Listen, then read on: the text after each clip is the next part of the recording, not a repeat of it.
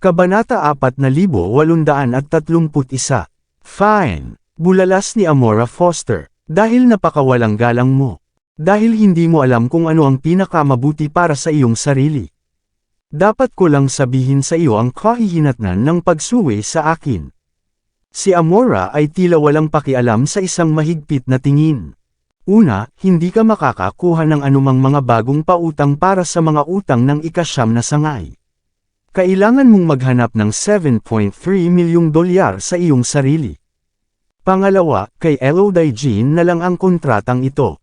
Sa lahat ng tao, dapat alam mo kung sino siya. Siya ang kapatid ng orihinal na kahalili ng pamilya, si Lucas Jean. Hindi siya nagkaroon ng pagkakataon na kunin ang lahat dahil nag-aaral siya sa ibang bansa.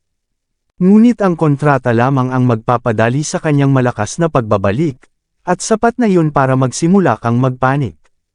Dapat alam mo kung ano ang gagawin sa iyo ni Elodie kapag nawalan ka ng posisyon bilang pinuno ng ika-9 na sangay. Pagkatapos, tinapik ni Amora ang kanyang mga daliri sa kontrata. Maraming beses na magdedepende ang buhay o kamatayan sa isang desisyon. Sa tingin ko, sa pagitan ng pagmamalaki ng isang live-in na manugang at ang iyong kaligtasan, dapat mong malaman ng eksakto kung paano pumili. Sigurado akong tama ang desisyon mo. Isang malamig na tawa ang pinakawalan ni Amora na para bang kontrolado niya si Mandy Zimmer. Kumunot ang noo ni Mandy.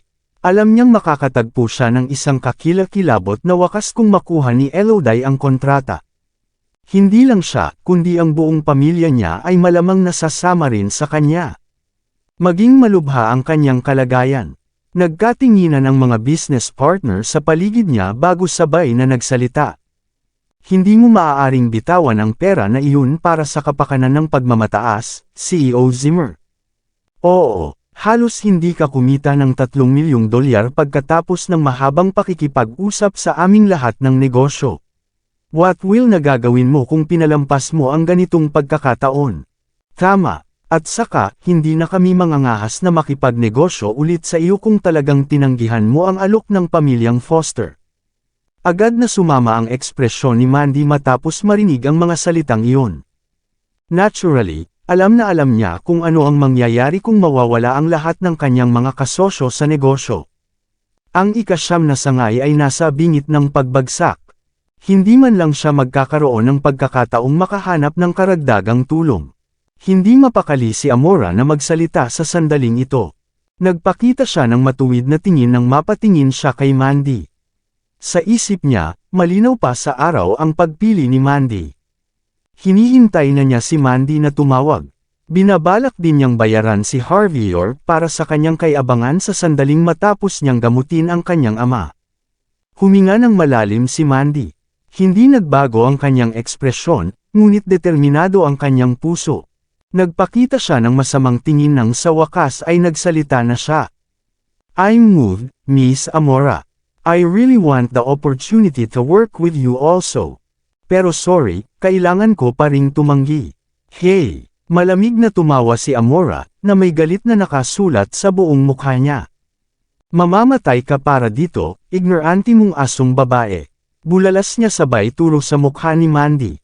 Mula ngayon, ako na ang magiging sponsor ni Elodie. Hindi ko lang ibibigay sa kanya ang kontrata, susuportahan ko pa ang pag-angat niya sa kapangyarihan.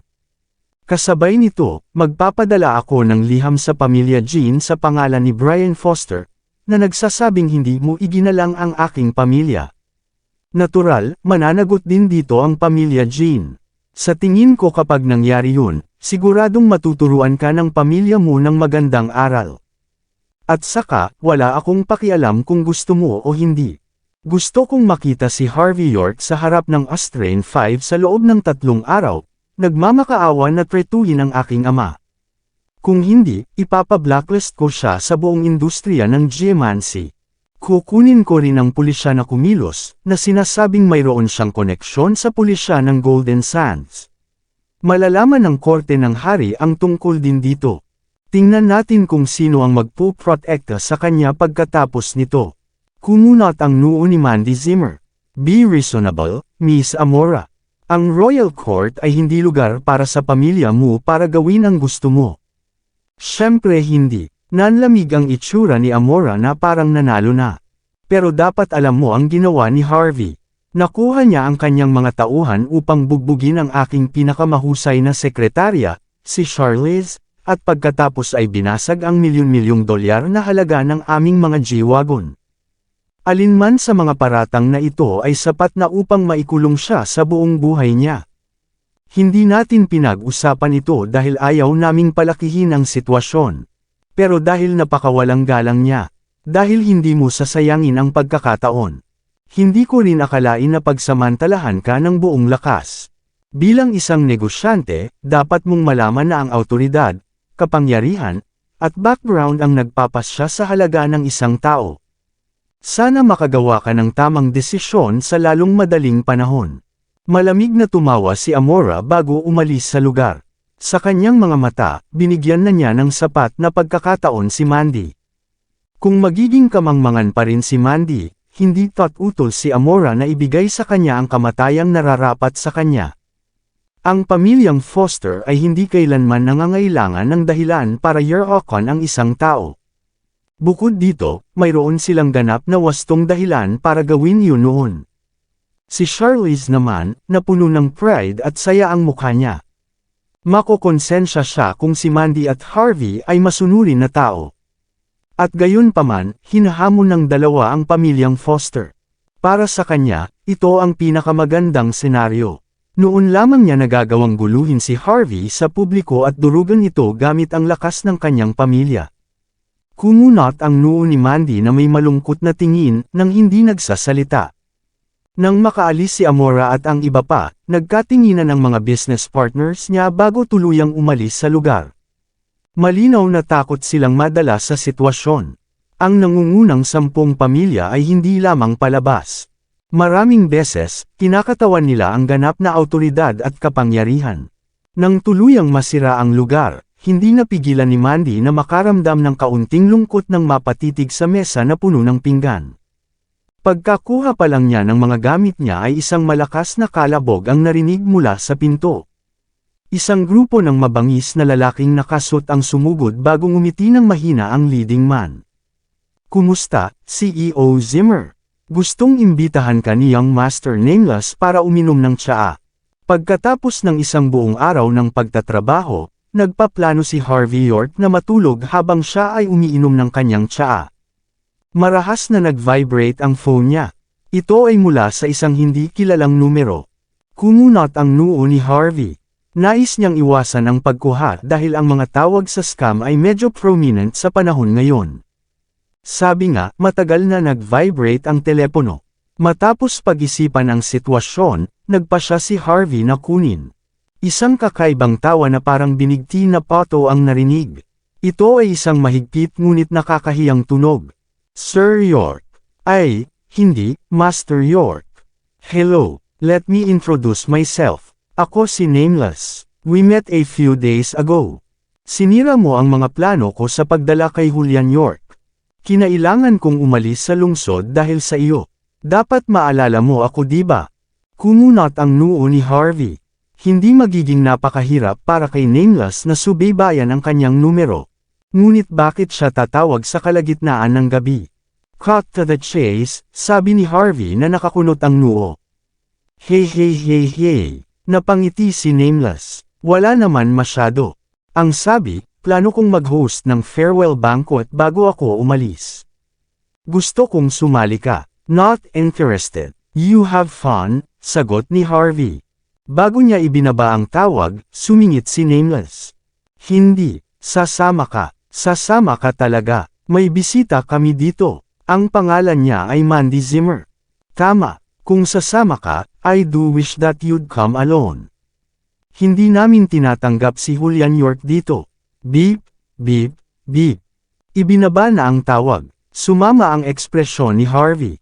Nakuha na niya ang mga tao upang bantayan si Mandy, ngunit kahit papaano ay nakuha ni Nameless ang kanyang mga kamay. Ito ay inaasahan. Pagkatapos ng lahat, si Nameless ay walang maraming mga trick upang hilahin sa puntong ito. Gagawin niya ang lahat para masigurado ang kanyang tagumpay. Walang dalawang isip, binigyan ni Harvey ng video call si Kyrie Patel. Kakalabos lang ni Kyrie sa kanyang paliguan. May ilang singaw na tumutulo pa mula sa kanyang katawan nang magsuot siya ng maluwang na pantulog, na ginagawa siyang parang diwata sa gitna ng kakahuyan. Napakurap siya kay Harvey bago nagsalita. "Why'd you call me in the middle of the night, Sir York? Hindi ka ba makatulog?" Sa puntong ito, wala sa mood si Harvey na asarin si Kyrie pabalik. Hindi man lang niya sinulyapan ang magandang babae sa kabilang side ng telepono nang suotin niya ang kanyang jacket. "Kinuha ni Nameless ang ex-wife ko," malamig na sabi ni Harvey. "Tinawagan niya lang ako para sumama sa kanyang farewell banquet. Sabi niya, hindi ko rin daw may sama si Julian. Kailangan ko ng detalyadong impormasyon ngayon." Natigilan si Kyrie bago nawala ang kanyang nakakaakit na tingin. Mabilis siyang naglabas ng isa pang phone bago tumawag. She was showing a stern expression after that. "Sir York, nakatanggap kami ng balita na ang Faceless Group ay may manor sa ilalim mismo ng Indigo Mountain. Ang mga ulat ay nagsasabi na may mga taong may hindi kilalang pagkakakilanlan na pumapasok at lumabas sa lugar kamakailan. Batay sa aming pagsusuri, sila ay alinman sa mga labi ng Faceless Group o suporta mula sa Evermore. Sa anumang kaso, mayroong maraming mga eksperto na nakatago sa loob ng manor. Masyadong delikado ang lugar, Sir York. Malinaw na hinihiling ni Nameless na mamatay ka, sinasabihan kang pumunta ng mag-isa ng ganyan. Hintayin mo ako. I'll get the Hermit families right now. We'll get Mandy Zimmer out no matter what." "Huli na para dyan," sagot ni Harvey. "Ako na mismo ang pupunta doon." Pagkatapos, binaba niya ang telepono. Hindi niya nakuha si Thomas Burton na magmaneho sa kanya. Sa halip, kinuha niya ang susi ng Toyota Prado ni Luke Robin bago siya nagmaneho sa harap ng nalilitong tingin ng lahat. Vroom! Isang sasakyan ang umaalingaw sa kalagitnaan ng gabi. Ang kotse ay nagmamadaling dumaan sa bawat stoplight sa mataong pulutong, na nag-uudyok ng bakas ng galit mula sa likuran. Sabi nga, walang pakialam si Harvey dahil ang kaligtasan ng isang tao ay nakataya. Mas binilisan niya pa ang pagmamaneho habang chini-check ang phone niya. Alam ni Kyrie na hindi niya mapipigilan si Harvey na kumilos. Mabilis siyang nagtipo ng isang grupo ng mga tao upang mangolekta ng intelligence bago ipadala ang mga ito kay Harvey. Binilisan ni Harvey ang pag-scroll niya sa phone niya. Hindi nagtagal, lumabas ang kotse sa highway nang umarangkada ito patungo sa manor ng Faceless Group. Vroom! Binuksan ng ilang Lincoln Navigator SUV na tila naghihintay sa lugar ang kanilang mga headlight bago kumanan papunta sa kotse ni Harvey. Kung titingnang mabuti, isang dosenang lalaking nakasuot ng kakaibang uniforme ang nasa loob ng mga sasakyan. Lahat sila ay tila kalbo na may mga kahoy na katok at kutsilyo. Mga monghe sa mga SUV. Hindi nakaimik si Harvey. Hindi sila nandito para paalisin ako ngayon, di ba? Naalala ni Harvey ang intelihenteng ipinadala ni Kyrie bago malaman kung sino ang mga Rakshasa monks na ipinadala pagkatapos. Ang tinatawag na Rakshasa monks ay mga disipulo ni Julio Garcia, isa sa 3 dakilang monks. Matapos sirain ang master plan ng mga Indian sa pamamagitan ng pagliligtas kay Dean Cobb, ang God of War ng South Sea. Natural lang na kumilos ang mga tauhan ni Julio laban kay Harvey. At muli, hindi niya inaasahan na ang mga taong iyon ay magsanib puwersa sa Faceless Group. Maaaring may mga Brahman sa mga nakatataas sa Evermore. O ang Evermore ay mayroon ng malalim na koneksyon sa mga Indian mula pa noong una.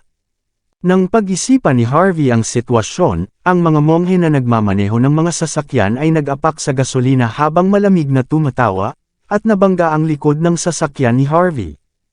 Ang mga bastos na ito ay hindi nagtitimpi. Malungkot na ekspresyon ang ipinakita ni Harvey. Kung ito ay anumang ibang araw, hindi siya utol sa pakikitungo sa mga maliliit na fry sa kanyang sarili. Ngunit ang oras ay ang kakanyahan. Matapos huminga ng malalim, tinapakan ni Harvey ang pedal para makalayo pa. Maraming salamat sa lahat ng sumusubaybay. Please subscribe and follow my YouTube and Facebook channel, Filipino Novel. Maraming salamat po. Kabanata 4835. Ang mga sasakyang humahabol sa likod ay tila mas nakakatakot, na parang ramdam na ramdam nila ang takot ni Harvey York. Ang mga makina ng V-12 ay patuloy na umaatungal na parang mga hayop na bakal na naghahanda sa pag-atake. Hindi sila magpipigil maliban kung madurog si Harvey. Maawa ka sa puso. Go! Alisin mo siya sa kanyang paghihirap. Ang kotse sa gitna ay may isang mabangis na monghe na naglalaro ng kanyang kutsilyo sa upuan ng pasahero. Mayroon din siyang laptop na puno ng impormasyon ni Harvey. Naturally, ang mga Indian ay may higit na kaalaman tungkol kay Harvey kaysa sa faceless group. Ang monghe, si Boston Garcia, at alam na si Harvey ay nagkaroon ng isang napakalaking salungatan sa mga Indian pabalik sa Floatwell pati na rin. Alam din niyang si Harvey ang nagligtas kay Dean Cobb. Ang sabi, iyon ang lawak ng kanyang kaalaman. Sa isang banda, ayaw ng mga nakatataas na malaman ng mga alipin kung sakaling sila ay matakot. Pagkatapos ng lahat, ang tanging taong walang takot ay mga bata. Sa kabilang banda, hindi rin nila lubos na naiintindihan si Harvey. Lahat kasi ng mga gumawa noon ay inilabas. Iyon ang dahilan kung bakit narito si Boston at ang kanyang mga tauhan upang tapusin ang misyon. Ayon sa kanyang utos, siya ay babangon mula sa isang Vaishya patungo sa isang makapangyarihang Kshatriya kung si Harvey ay ilalabas. Ang mga mata ni Boston ay napuno ng nag-aalab na pagnanasa pagkatapos na isipin ang lahat ng mga benepisyo ng titulong iyon ng mag-isa. Mabilis niyang ikanaway ang kanyang kamay na may mabangis na ekspresyon. Go! Magsama kayo. Tumakpak ka sa gas. Ang iba pang mga monghe sa kotse ay pawang tumatawa ng malungkot.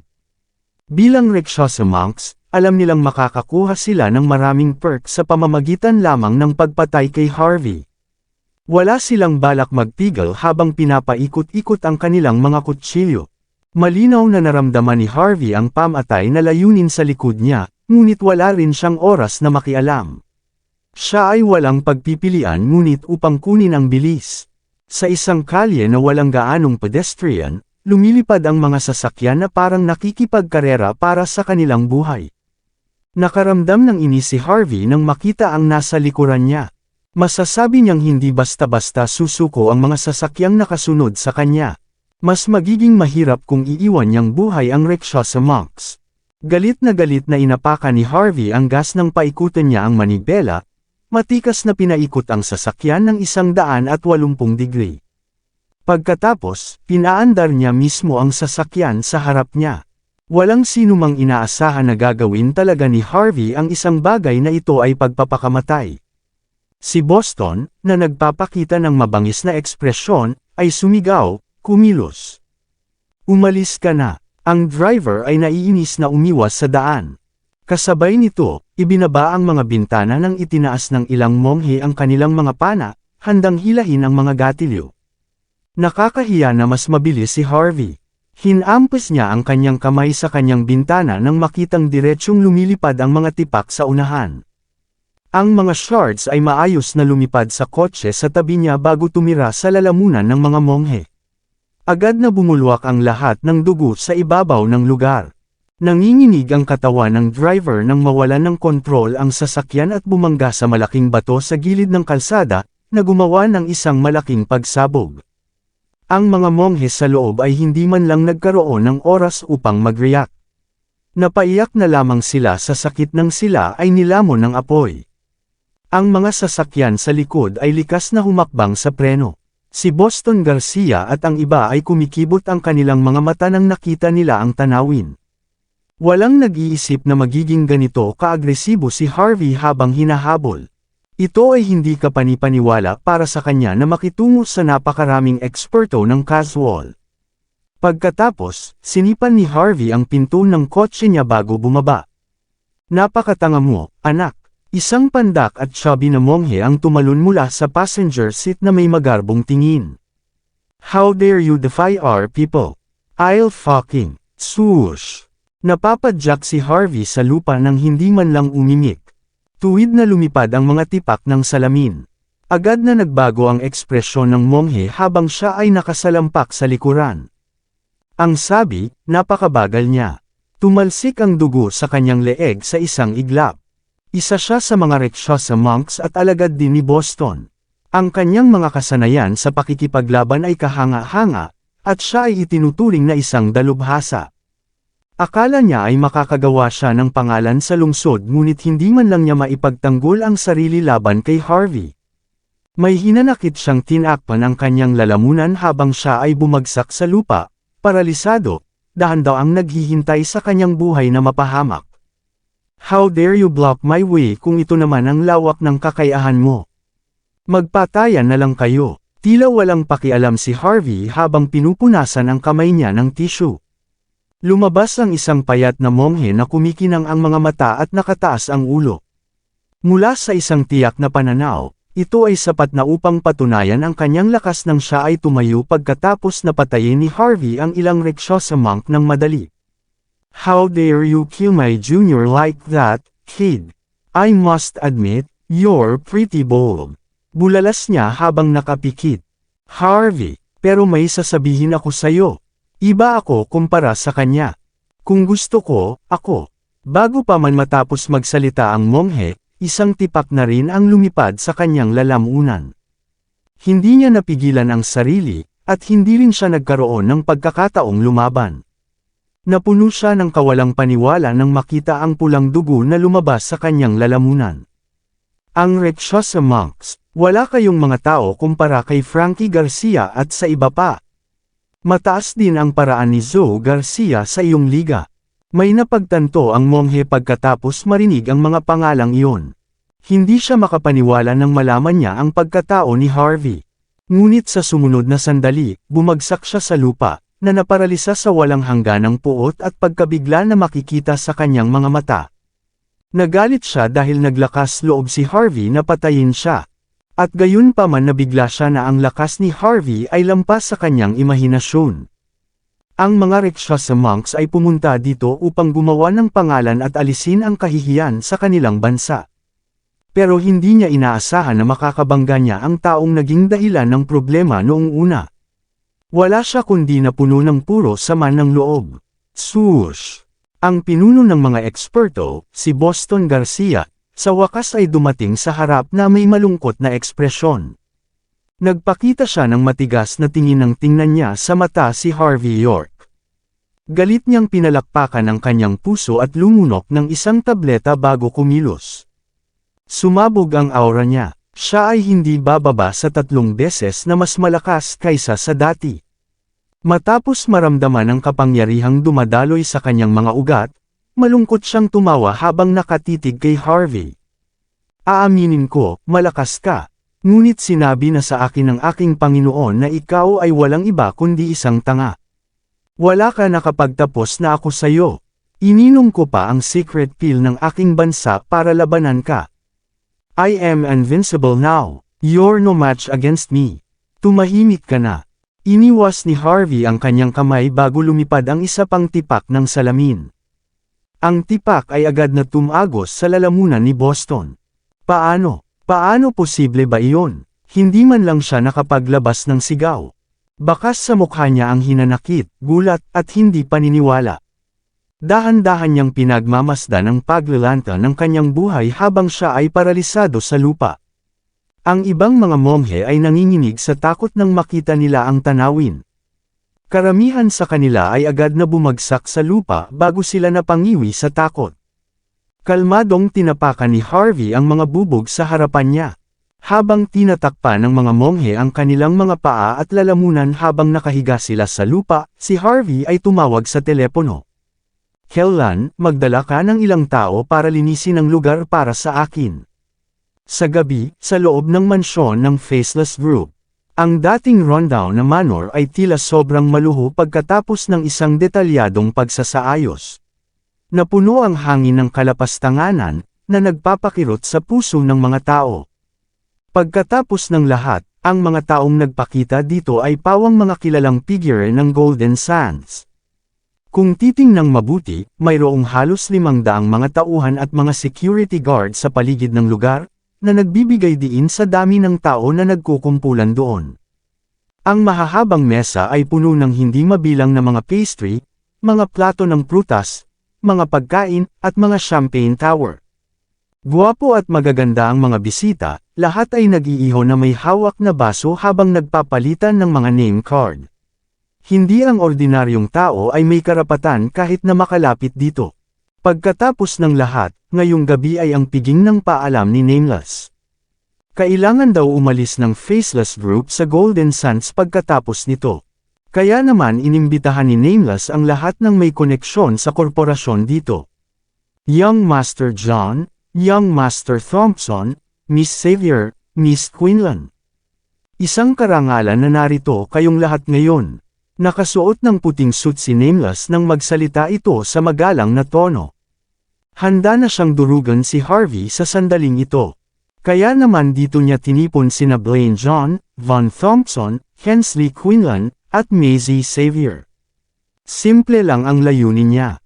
Nais niyang masaksihan ng mga kilalang tao sa lungsod kung paano niya sisirain si Harvey. Matapos makitang itinaas ni Nameless ang kanyang baso, bahagya ring tumango si Blaine John bilang paggalang. Young Master Nameless, binitawan ko ang lahat para sa malaking palabas na ipinangako mo ngayong gabi. Sana hindi ka mabigo. Humagalpak ng tawa si Von Thompson bago niya tinapik ang balikat ni Nameless. Dahil nabanggit na ito ni Young Master John, hindi mo dapat kami pababayaan ngayong gabi. Kung masaya si Young Master John, hindi magiging imposible para sa iyo na lumikha din ng isang top-rated na pamilya sa Country Age. Napangiti si Maisie Xavier. Kailangan mong tuparin ang iyong pangako dito, Nameless. Kung hindi ko makita ang lalaking kinaiinisan kong lumuhad sa harapan ko, kailangan kong tumira, at makakascore ka sa madaling panahon. Isang mahinahon ng ngiti at mapaglarong tingin ang ipinakita ni Hensley Quinlan nang walang sinasabi ni isang salita. Ito ay sapat na upang ipakita kung ano. Siya ay nag-iisip sa puntong ito. Tumawa si Faceless. Huwag mag-alala, lahat. Kahit hindi ako ganap sa tagumpay ko, masisiguro ko man lang na magkakaroon ng malaking palabas na tatangkilikin ninyong lahat. Alinman sa lalaking iyon ay luluhod sa harap natin, o sa halip ay kukunin ko ang mga tao na basagin ang kanyang mga tuhod. Kung tutusin, maliban sa Rakshasa monks, mayroon kaming eksperto sa habitué sa aming panig. Halika, wag muna natin pag-usapan yan sa ngayon. Inom tayo. Itinaas ni Nameless ang baso habang humahagalpak ng tawa bago nilagok ang inumin. Sabay kunot ng noo niya sa blankong screen ng phone niya. Typically speaking, dapat nandito na si Harvey. Sa mga pamamaraan ni Boston Garcia at ng iba pa, madali pa rin sanang mawalan ng kakayahan si Harvey. Walang pagdadalawang isip, tumingin si Nameless sa kanyang paligid, iniisip kung saan mas mabuting lumuhad si Harvey. Tungkol naman sa kanyang imbitasyon kay Mandy Zimmer na sumali, hindi niya pinagsisihan ang kanyang desisyon. Kung tutusin, sa ganoong paraan lang niya makokontrol si Harvey. Boom! Isang malakas na tunog ang umalangaw sa main hall. Natigilan ang lahat nang bigla silang tumingin sa paligid. Ano? Anong nangyari? May lindol ba? Imposible yan. Wala sa seismic zone ang Golden Sands. Nagkatinginan ang lahat ng may pagkalito. Isang bakas ng takot ang pumasok sa kanilang isipan nang mapagtanto nilang may malaking mangyayari. Boom! Nang kukunin na sana ni Nameless ang isang tao upang tingnan ang lugar, ang mga gate ng manor ay agad na nagbagsakan. Maya-maya, may lumabas na berdeng Toyota Prado. Ang pangkat ng seguridad ng isang dosenang lalaki ay lubos na nagulat sa nakita ng mag-iimbestiga pa lang sila. Hindi man lang sila natauhan sa puntong iyon. Ang kotse ay galit na bumangga sa hindi mabilang na mahahabang mesa at champagne tower, na nagpahiyaw sa mga babae sa takot. Bang! Nang huminto ang sasakyan, sinipan ni Harvey ang pinto bago tumalon palabas. Siya ay nagpakita ng isang mahigpit na titig nang siya ay pinandilatan si Nameless, na naglalagay ng nakakatakot na ekspresyon. Nasaan siya, si Nameless? Bago pa man makapag-react si Nameless, natauhan na ang 12-dosenang lalaki mula sa security team ng Faceless Group, bago sumugod na may hawak na baril. Bago pa sila makalapit, nakahakbang na si Harvey York. Basagin. Ang mga tile sa lupa ay ganap na nabasag bago sila lumipad ng diretsyo. Oh, tinatakpan ng mga lalaki ang kanilang mga paa sa sakit. Hindi man sila namatay sa atake, hindi nila nagawang lumaban na rin. Lahat sila ay humahagulgol at walang humpay na nanginginig. Lumala ang ekspresyon ni Nameless. Hindi niya inaasahan na mabibigo si Boston Garcia na pigilan si Harvey. Hindi niya alam na susugod rin si Harvey dito. Hindi niya namalayan na hindi lang si Julian York ang pinagmumulan ng lakas ng loob ni Harvey. Si Harvey ay isa ring ekspertong martial artist. Matapos maunawaan iyon, nagsimulang magsisi si Nameless na hindi niya ginawa ang lahat sa pamamagitan ng pakikipaglaban sa eksperto ng Abituway kay Harvey. Ngunit matapos maalala na kasama niya ang nakatatanda ng Abituway dito, nagsimula na ring kumalma si Nameless. Hindi siya naniniwala na kahanga-hanga si Harvey. Gaano man siya kalakas, hinding-hindi siya magiging mas malakas kaysa sa nakatatanda. Ang lalaking iyon ay isang kilalang tao na itinuturing na halos isang sword saint, kasama ang isang god of war. Sa kanya dito, hindi magbabago ang kalalabasan kahit dumating si Julian. Walang dalawang isip, gumawa ng kilos si Nameless bago dumagsa ang 12-dosenang mga security guard sa lugar. Si Harvey ay humakbang pasulong, na nagpadala ng mga shards sa mga security guard. Ang mga bantay ay nahulog sa lupa, paralisado at tuluyang nawalan ng lakas para lumaban. Ang ibang mga security guard, nakararating lang sa pinangyarihan, ay nagkatinginan na may bakas ng takot na makikita sa kanilang mata. Hindi sila mangangahas na gumawa ng isa pang hakbang pasulong.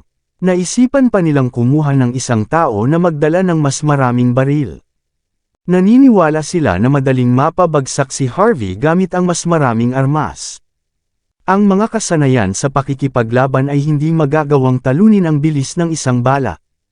Pagkatapos ng lahat, ang mga baril ay mas mabilis at mas nakamamatay. Ang mga security guard ng pamilya John at ang pamilya Thompson ay curious na nakatingin kay Harvey.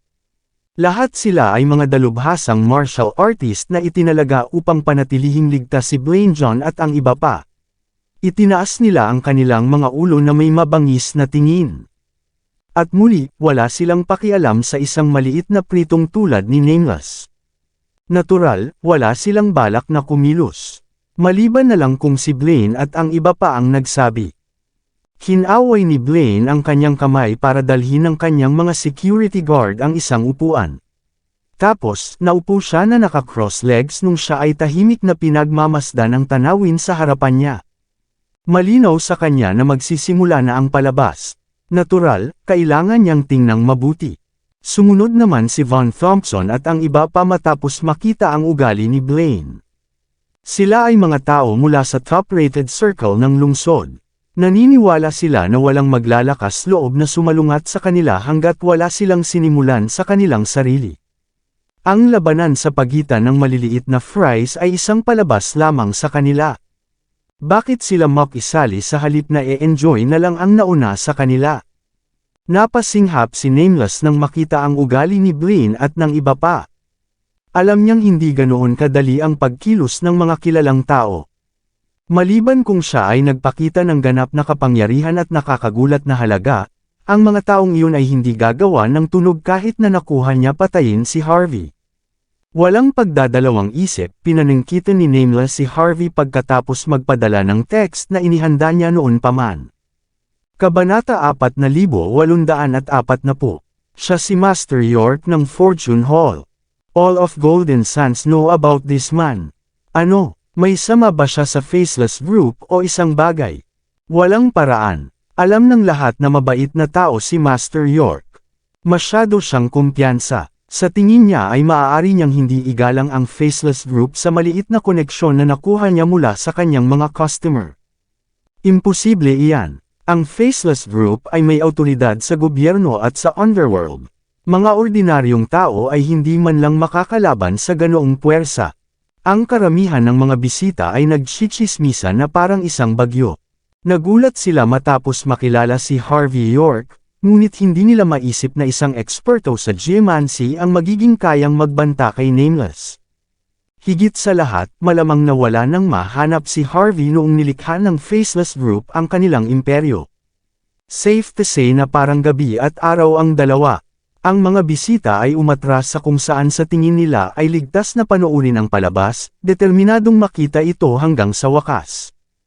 Tumakbo sa tabi niya ang ilang kabataan at magagandang babae na gustong kumapit kay Nameless, saka nag-cross arms may paghamak habang nakatitig kay Harvey.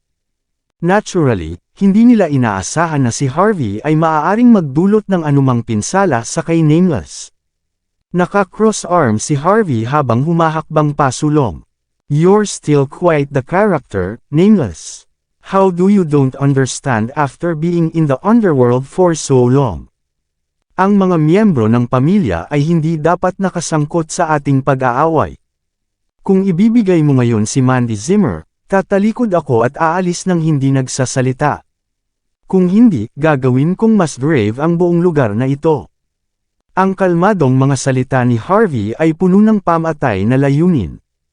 At muli, ang mga kababaihan sa tabi ni Nameless ay nagpaut ng sukatin nila si Harvey sa pagkasuklam.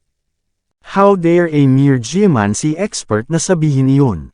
Siya ba ay nagiging masyadong maangas pagkatapos ng pag-aalaga sa kanyang mga customer ng kaunti? Hey, hindi kita peg as such a romantic. Si Nameless na nagpakita ng mapaglarong titig. Nag-iisip ako kung ipapadala ko ba ang asawa mo sa mga casino palaces o paglaruan siya mismo kung hindi ka samipot. Siguro paalisan ko siya kapag naiinip na ako sa kanya. Kailangan kong i-recycle ng maayos ang aking mga paninda, tama ba? Paano ang tunog na iyon? Sigurado ka bang sasabihin mo yan, Nameless? May death wish ka ba o ano? Napangisi si Nameless bago ibinato ang isang phone na may video na nagpe-play sa harap ni Harvey. Nakatali si Mandy sa isang upuan habang ganap na walang malay. Ito ay isang miserable at nakakabagbag damdamin na tanawin. Tinatakot mo ba ako? Ang iyong asawa ay mamamatay sa isang kakilakilabot na kamatayan kung ako ay gumawa ng kahit isang tawag sa telepono. Huwag mo akong subukan. Napangiti ng mahina si Nameless. No, I don't even need to kill her.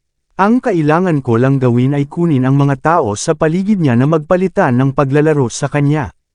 Makikita natin kung ano ang mararamdaman mo pagkatapos nito. Ha. Bass again. Dinurog ni Harvey ang isang tile gamit ang kanyang paa habang si Nameless naman ay bonggang-bongga na tumatawa. Kung galawin mo kahit isang daliri niya, sisirain ko ang Faceless Group hanggang sa mapahamak, bulalas ni Harvey ng malamig.